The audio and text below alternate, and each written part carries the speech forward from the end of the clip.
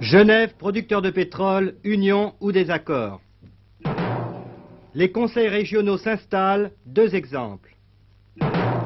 Solzhenitsyn, un compagnon de détention, raconte. Mesdames, Messieurs, bonsoir. Le Premier ministre, M. Pierre Messmer, a tenu aujourd'hui à Metz à présenter ses prévisions pour l'année 1974. Et c'est une déclaration importante de politique générale qui tient compte des conséquences de la guerre du Kippour et de la crise de l'énergie.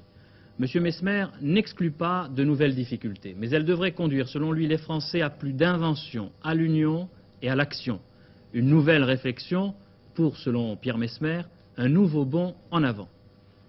Nous sommes entrés maintenant dans une situation nouvelle, caractérisée par le fait que la phase de l'histoire économique du monde dans laquelle nous nous trouvons sera celle où les prix des produits, des matières premières en particulier, subiront une hausse importante et durable. Personne, en effet, même parmi les plus optimistes, n'imagine que le rétablissement de la paix au Proche-Orient aura comme conséquence que les prix du pétrole retrouveront le niveau où ils étaient il y a quelques mois.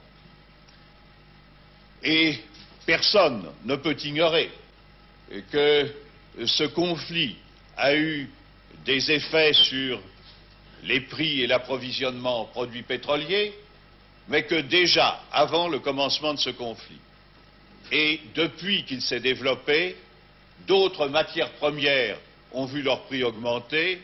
Je pense aux engrais, au caoutchouc naturel, aux métaux non ferreux, pour ne donner que quelques exemples. Il en résulte que les équilibres industriels, monétaires, commerciaux, seront profondément et peut-être durablement perturbés. J'indique par exemple que les nouveaux prix du pétrole auront pour effet un prélèvement en 1974 sur l'économie française de 24 milliards de francs actuels et par conséquent auront également comme conséquence de transformer l'équilibre de notre balance commerciale en 1973 en un déficit à peu près certain. Dans cette situation, quelle peut être notre politique? À l'extérieur, nous devons rechercher des accords entre pays producteurs et pays consommateurs des principales matières premières qui font l'objet du commerce international. Pétrole, naturellement, mais aussi des produits agricoles tels que blé, sucre, oléagineux. Je crois que cette politique, qui est la politique traditionnelle de la France, et depuis longtemps, est la seule qui soit capable d'assurer une certaine stabilité au marché et surtout, et aussi, d'atténuer les tensions que les groupements que l'on recommande parfois entre producteurs d'un côté et consommateurs de l'autre ne pourraient faire qu'aggraver. Au moment où, à Genève, officiers israéliens et égyptiens ne sont plus très loin de s'entendre sur le problème du retrait des troupes sur le canal de Suez, s'ouvre également à Genève le sommet des pays qui exportent du pétrole. Il s'agit pour les 13 pays de l'OPEP, qui ne sont pas tous extrémistes, de définir leur stratégie future et d'envisager les nouveaux prix du pétrole en tenant compte de la nouvelle poussée du dollar qui dépassait aujourd'hui 5 francs 12. Pour encourager, sinon faire pression sur un éventuel dialogue entre ces producteurs et les États consommateurs de pétrole, l'Américain Schlesinger a agité à Washington aujourd'hui, après M. Kissinger, la menace d'un recours à la force. À Genève, ici, l'OPEP a eu tout le loisir d'examiner l'application de l'embargo et de répondre à ceux de plus en plus nombreux qui doutent même de l'existence d'un réel embargo pétrolier.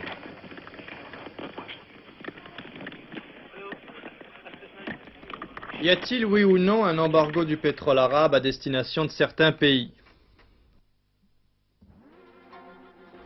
Oui, disait-on aux États-Unis au mois de novembre, mais le pétrole arabe ne représente que 8% de nos importations, nous nous en passerons. Depuis, ce chiffre a été révisé à 20%, car il ne tenait pas compte du pétrole raffiné en Europe et aux Caraïbes et destiné au marché américain. Embargo, oui peut-être, disaient les Hollandais, mais ici à Rotterdam, nous ne le ressentons pas vraiment. Nos raffineries tournent à au moins 80% de leur production. Pour les producteurs arabes, incontestablement, il y a embargo. Mais paradoxalement, ce sont les pays modérés qui l'appliquent le plus, alors que les durs, comme l'Irak, l'Algérie ou la Libye, cherchent 1000 prétextes pour le tourner, et ils y arrivent fort bien. Alors déjà, les spécialistes estiment que le cadeau de Noël qui consistait à réduire l'embargo de 10% n'était en réalité qu'une mesure visant à remettre les choses à leur vraie valeur, car cet embargo ne dépassait pas 15% au lieu de 25%. Pourtant, l'Europe a ressenti cette crise du pétrole de façon directe. Les routes se sont vidées dans de nombreux pays le dimanche et le rationnement déjà s'installe. Face au front des producteurs, il faudrait, dit Henry Kissinger, un front uni des consommateurs.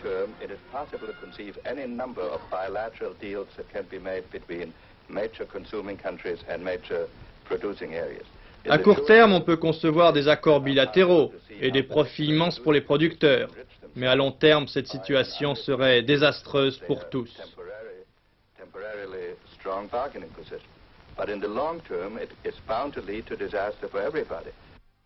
Et si cet embargo issu de la guerre du Kippour n'était qu'un prétexte pour simplement augmenter les prix? Le monde industriel a tremblé devant l'embargo qu'il privait de son sang, le pétrole. Son prix n'avait alors pas d'importance. Aujourd'hui, cet embargo est presque levé. Ce monde industriel respire. Pourtant, le problème du prix n'est toujours pas résolu. Avec quoi va-t-on payer l'or noir dont nous avons besoin? Certains pétroliers, estiment des spécialistes, ont mis beaucoup de temps pour venir du Golfe. En fait, ils auraient tourné en rond en attendant la hausse des prix. Et entre deux ports, ce prix a quadruplé. Le coût en valait la peine. D'ici à déduire que la pénurie actuelle ne vient que de ce retard et non de l'embargo, il y a un pas, quand même, difficile à franchir. Vous avez entendu tout à l'heure M. Messmer, il répétait, après d'autres responsables français, que l'économie mondiale entrait dans une phase nouvelle et dans la recherche d'équilibres nouveaux. Une situation qui aura des conséquences sur votre vie quotidienne et peut-être sur votre conception de la vie sociale d'une façon générale. La consommation, la croissance font-elles le bonheur? C'est à cette réflexion que se livreront tout à l'heure ici même les invités d'Actuel 2, autour de Jean Lefebvre et de Philippe Diribarne, qui travaille depuis 6 ans à une définition nouvelle de votre bien-être. La police serait sur la piste d'un commando qui pourrait être à l'origine des incendies provoqués à Besançon et à Mâcon. Vous vous souvenez qu'en cette période de pénurie ou de rareté, les flammes dans ces dépôts d'hydrocarbures avaient brûlé plusieurs millions de mazout et de francs. Il est question de renforcer autour de tous les dépôts du territoire les mesures de précaution et de sécurité. Cette inquiétude nouvelle qui plane depuis quelques jours a contraint les dirigeants des grandes compagnies et d'une manière générale les responsables de la sécurité à renforcer leurs dispositifs de surveillance. Ces équipements industriels, vastes et assez fragiles, sont tout particulièrement difficiles à protéger. À côté du dispositif traditionnel, mirador, barbelé ou fil électrique, 2 séries de mesures viennent d'être décidées. À l'intérieur des dépôts, la plupart des compagnies ont pris l'initiative de faire appel aux sociétés de gardiennage. La police et la gendarmerie, quant à elles, se chargeant comme à l'accoutumée d'une surveillance discrète. Aux abords des dépôts, les patrouilles multiplient les rondes, contrôlent, voire même fouillent les véhicules, interpellent les conducteurs. Pour l'heure, ni police ni gendarmerie n'assurent de surveillance statique à l'intérieur ou autour des locaux. Le double dispositif mobile devrait permettre d'assurer le maximum de sécurité. L'IP, c'est fini, répétait hier fermement M. Messmer, et dans sa déclaration remarquée, le Premier ministre avait rappelé que pour le secteur armement, la date du 15 janvier prochain était une date limite. Certains pourtant avaient cru à un redémarrage possible de l'usine d'horlogerie LIP à la suite de la décision de M. Charbonnel, le ministre de l'Industrie, de désigner non pas un nouveau médiateur, mais un chargé de mission d'études, M. Neuschwander. En attendant un accord entre le Premier ministre et M. Charbonnel, et en tout cas une définition de son rôle, Claude Neuschwander a suspendu son activité officielle. Il n'en remettrait pas moins demain ses réflexions au ministre qu'il avait désigné, M. Charbonnel. M. Alexandre Sanguinetti, on appelle à son tour à l'unité, à la cohésion de la majorité. Deux phrases dans cette déclaration également remarquée du secrétaire général du DR. Nous avons des adversaires et pas d'ennemis. Aucun Français n'est notre ennemi. Et nous sommes la seule force qui puisse aider M. Pompidou à poursuivre l'œuvre du général de Gaulle. Notre devoir, dit M. Sanguinetti, c'est précisément de la soutenir. M. Antoine Pinet, le médiateur, l'homme qui est chargé d'améliorer vos relations avec l'administration, s'en prend à la bureaucratie. Il ne faut pas, dit-il, se contenter de subir les pressions extérieures. Et M. Pinet demande au gouvernement de n'accepter aucun des deux fléaux sociaux que sont l'inflation et le chômage. Dans la situation actuelle, il était nécessaire que le gouvernement fasse preuve d'énergie et de fermeté. Et comme vous le disiez il y a un instant, mes fonctions de médiateur qui me mettent en contact avec les gens qui ont à se plaindre de l'administration, qui sont mécontents du gouvernement, me permettent de mesurer à quel point la nécessité de fermeté et pour un gouvernement vraiment de gouverner est urgente et nécessaire. Et vous déclarez également que quand l'opinion publique en a assez de l'administration, il se révolte. Je n'ai jamais dit que quand l'opinion publique a assez de l'administration, je dis que ce sont les excès de l'administration, les excès de la fiscalité, les excès des contrôles et la sévérité avec laquelle ils sont faits conduit les gens à des révoltes. Je ne sais pas si j'ai employé le mot révolte, mais conduisent à des difficultés et à des manifestations souvent révoltantes. Monsieur le Président, est-ce que tout cela remet en cause votre rôle de médiateur national? Ça ne remet rien en cause. Je n'ai accepté cette fonction, comme toutes les fonctions d'ailleurs que j'ai remplies jusqu'à présent, dans le désir d'être utile au gouvernement, qui a la noble et difficile fonction de gouverner. Et dans une période aussi difficile que celle que nous traversons, le gouvernement a besoin de fermeté et tous les citoyens et tous ceux qui ont quelques fonctions et quelques responsabilités ont le devoir de l'aider. Et je pense que c'est aider le gouvernement de lui dire ce que l'on pense. Mais il y a une façon de le dire, il y a une façon de présenter les choses. Une rude bataille en perspective à Bruxelles pour le prochain Conseil extraordinaire des ministres de l'Agriculture. M. Jacques Chirac veut rassurer les éleveurs français. Alors il va demander lundi prochain à ses collègues européens de relever de 10% le prix minimum européen de la viande. Et il s'efforcera de stopper les importations de viande en Europe. Nous avons en France actuellement un problème difficile dans l'élevage, c'est-à-dire chez les agriculteurs qui font de la viande et de la viande de bœuf. D'abord parce que les prix ont baissé, ensuite parce que la vente est difficile, il y a une espèce de phénomène de mévente qui est un peu analogue à un phénomène de chômage dans l'industrie, le tout étant dû à une certaine congestion du marché, et enfin parce que, en face de cette situation, les charges qui pèsent sur la production ont tendance à augmenter. J'ai donc demandé à ce que les ministres se réunissent, car il n'y a en fait aucune solution nationale qui nous permette de décongestionner ce marché. Je reconnais que les premiers contacts que j'ai pris officieusement avec nos partenaires ne sont pas très encourageants, et que tant du côté de la Commission que chez nos principaux partenaires, le problème de l'élevage ne paraît pas mobiliser leur attention comme il mobilise la nôtre. C'est la raison pour laquelle je compte avoir un combat difficile à mener. Je suis aujourd'hui incapable de vous dire quelle sera l'issue de ce combat.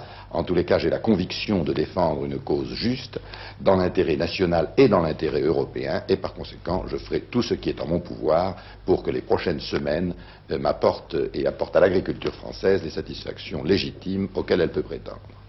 Si le prix de la viande à la production était relevé de 10%, est-ce que ce ne serait pas le consommateur qui en serait victime? Non. Si le prix de la viande n'était pas relevé, les agriculteurs ne produiraient plus, ne seraient plus encouragés à produire, car leurs revenus seraient insuffisants, et alors dans un an, dans 2 ans, il y aurait forcément une très forte hausse des prix à cause de l'insuffisance de la production. Par conséquent, l'intérêt du consommateur, comme celui du producteur, c'est que le producteur reçoive un juste prix. Et c'est la raison pour laquelle cette demande n'est pas contraire aux intérêts des consommateurs et ne devrait pas, en fait, se traduire par une augmentation de la viande à la consommation. Mais de toute façon, les agriculteurs, comme les autres catégories sociales de la nation, ont droit à une certaine garantie et à une certaine évolution de leurs revenus, ce qu'ils n'ont pas à l'heure actuelle. La régionalisation. Comme prévu, la réforme régionale est en voie d'application. Votée en 1972, elle est en train de devenir une réalité. 9 conseils régionaux ont déjà élu leur président, parfois après de vives querelles entre la majorité et l'opposition. Cette réforme se met en place dans l'indifférence de l'opinion publique, mais souvent elle consacre, comme nous le verrons, une vie régionale qui existait déjà. Mais il faut rappeler les principes de la régionalisation. Une assemblée politique, un comité consultatif, un exécutif, telles sont désormais les nouvelles institutions des 21 régions. L'assemblée politique, c'est le conseil régional, uniquement composé d'élus, parlementaires, conseillers généraux, maires. Le nombre de sièges dans ce conseil est proportionnel à la population de la région. C'est lui qui vote le budget régional. La région dispose en effet de ressources fiscales, 25 francs par an, tout au plus par habitant. Ces autres ressources viennent des subventions de l'État et des emprunts. À côté de l'Assemblée politique, le comité économique et social, uniquement consultatif. Il est composé des représentants des catégories socio-professionnelles. Ainsi, les syndicats fournissent plus du 5e des représentants au comité qui compte de 35 à 80 membres. Ces deux assemblées se réunissent 2 fois par an, au 1er et au 3e trimestre, pour 30 jours au maximum. Mais elles pourront éventuellement se réunir en séances extraordinaires et même tenir des séances communes. L'exécutif, c'est le préfet de région. Il est chargé d'exécuter les décisions du conseil régional. Il reste le représentant du pouvoir central, mais il doit consulter les assemblées, notamment pour l'exécution du plan et pour tous les investissements réalisés par l'État ou avec son concours dans la région. Cette réforme régionale est considérée par certains comme trop prudente, voire insuffisante, mais le fait est qu'une porte est entrebâillée. Peut-être suffit-il maintenant aux assemblées régionales de la pousser. Il appartient précisément aux nouveaux conseillers d'élargir les pouvoirs de la région et de changer peut-être la mentalité des régionaux qui y sont déjà préparés. Cette réforme a parfois renforcé les rivalités entre départements, ce qui illustre assez bien les 2 exemples de la Provence-Côte d'Azur et de la Haute-Normandie. Dans 2 régions seulement sur 21, la mise en place de la réforme régionale est freinée, sinon bloquée. Il s'agit tout d'abord de la Haute-Normandie avec l'opposition de la Seine-Maritime industrialisée et du département de l'Eure, agricole, qui craint de ne pas faire le poids en face de son puissant voisin. Ce blocage de la région de Haute-Normandie est un exemple extrême, mais donne une image grossie des tensions que connaissent d'autres régions. Le déséquilibre en effet est évident. La Seine-Maritime, avec Le Havre, possède le plus grand port pétrolier de France, tourné vers l'Atlantique. Et avec le nouveau port d'Antifer, Le Havre pourrait devenir le plus grand port pétrolier d'Europe avant 1990 devant Rotterdam. Il pourra accueillir bientôt des pétroliers de 500 000 tonnes. Actuellement, le tiers de la totalité du pétrole brut raffiné en France provient des 5 raffineries de la région du Havre. Bientôt, Le Havre pourra alimenter l'Europe en pétrole et surtout la Roure. La capitale de cette Haute-Normandie est Rouen, ville administrative, universitaire où se développe le secteur tertiaire. Rouen est aussi le 5e port de France devant Bordeaux. Rouen est ainsi devenu le port de transit entre la région parisienne et les grands ports du monde avec des lignes régulières vers la Nouvelle-Zélande et surtout vers l'Afrique.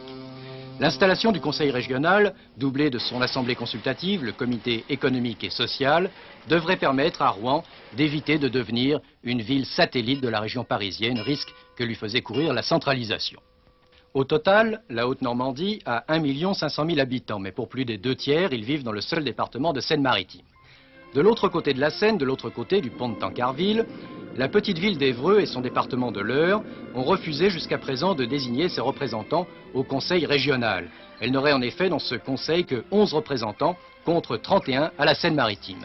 L'Eure a proposé une solution, créer une seule région avec la Haute et la Basse Normandie.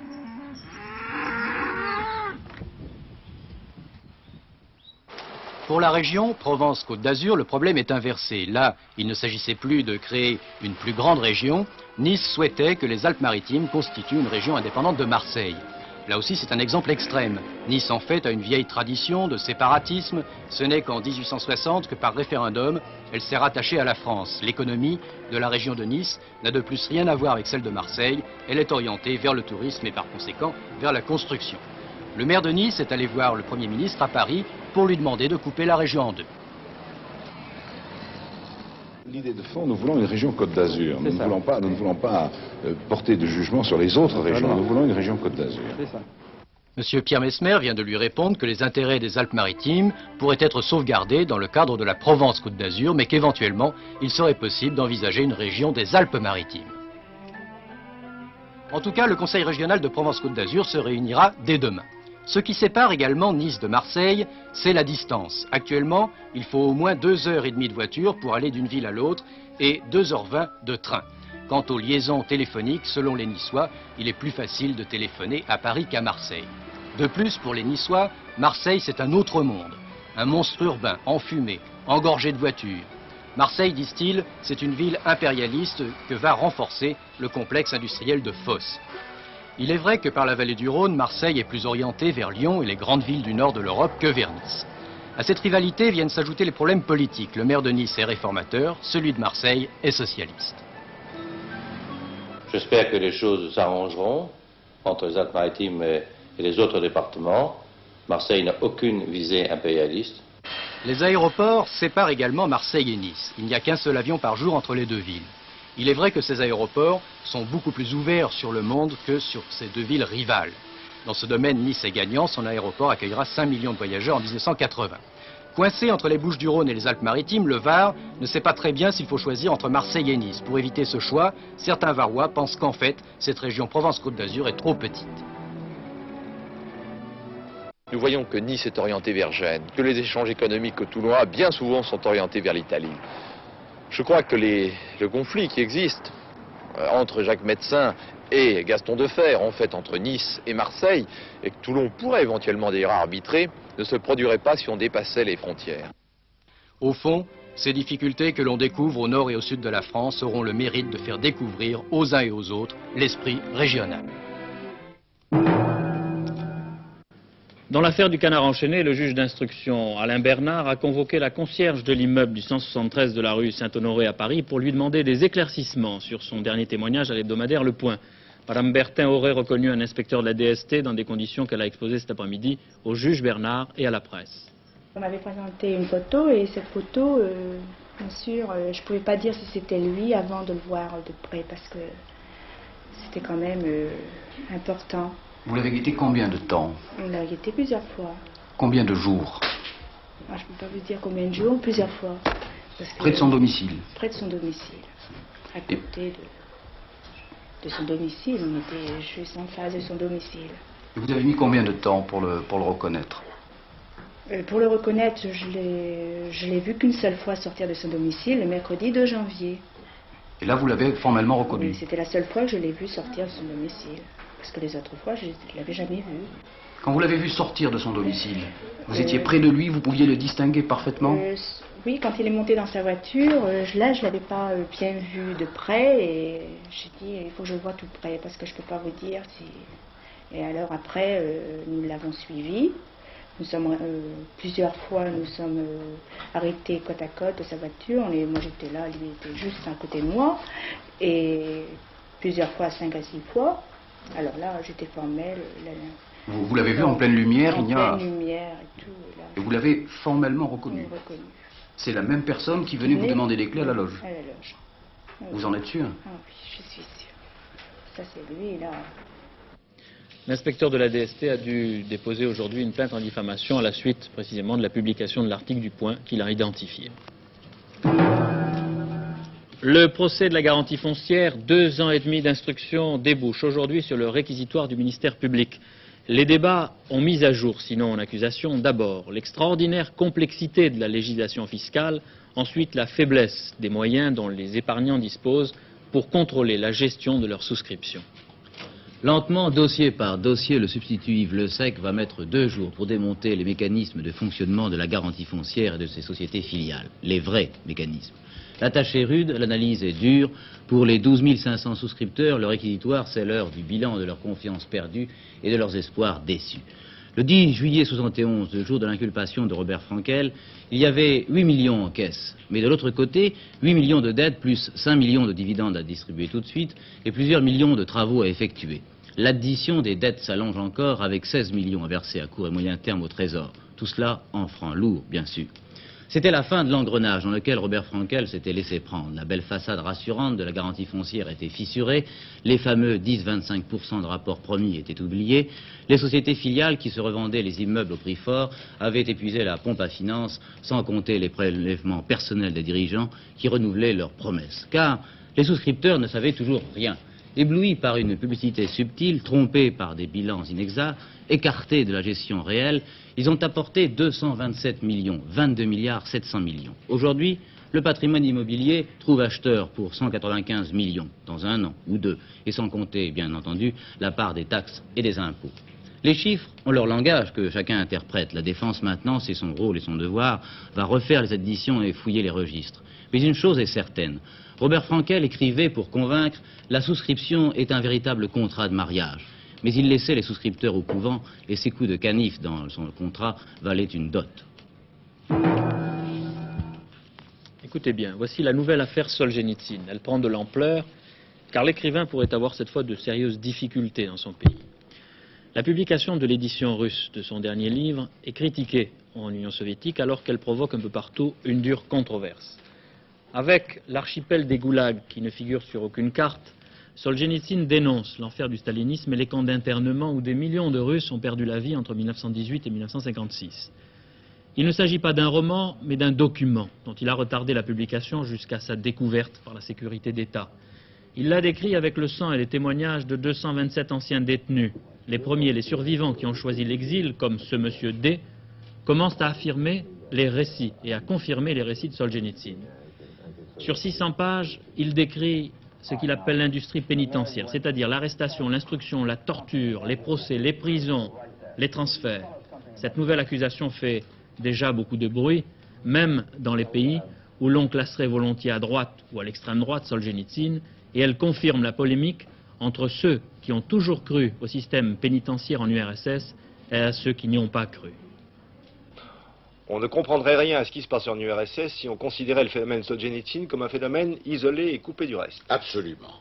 Premier point, l'intelligentsia scientifique est très solidaire dans les actes comme dans les déclarations de principe de l'intelligentsia littéraire.